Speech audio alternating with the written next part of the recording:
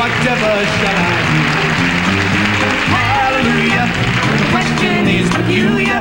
I give a lot of dough, if only I could know. The answer to my question, is it yes or is it no? Does your chewing gum lose its flavor on the bedpost overnight? If your mother says don't chew it, do you swallow it in spite? Can you catch it on your tonsils? Can you eat it left and right? Does chewing gum lose its flavor on the bedpost overnight? Come on and get happy with me.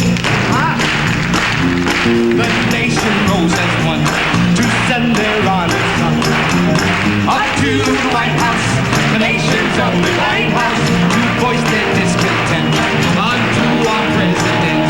Oh, upon this burning question that has stripped this continent, does your chewing gum lose its flavor on the bedpost overnight? If you pull it out like rubber, will it snap right back and bite?